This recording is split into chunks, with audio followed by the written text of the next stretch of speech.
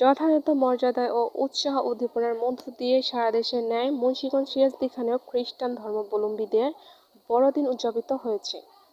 সিরাজদিখান শোলপুর খ্রিস্টান ধর্মাবলম্বীদের সাধু জোসেফ গির্জায় সোমবার সকাল ৮টায় বিশেষ প্রার্থনা সভা অনুষ্ঠিত হয়।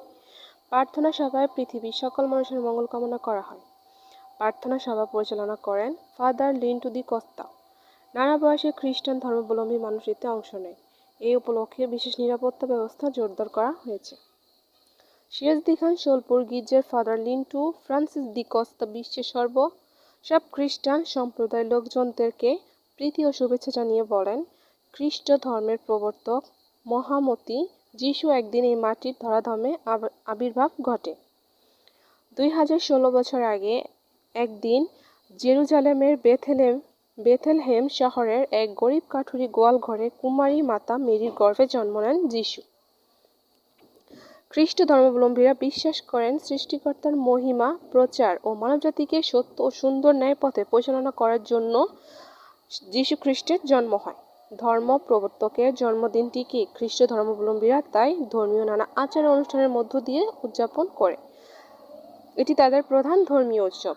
আজ তাই গোটা বিশ্বের মতো বাংলাদেশ খ্রিস্টান সম্প্রদায়েও নানা আনুষ্ঠানিকতা পালন করা হয়েছে তাদের সবচেয়ে বড় এই উৎসব। আমাদের জন্য সমর্পিত হবে।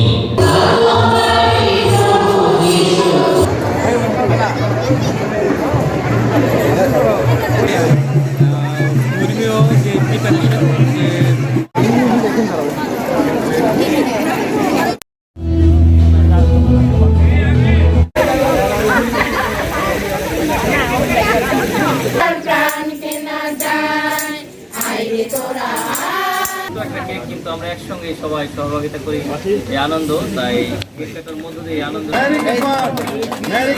Merry Christmas.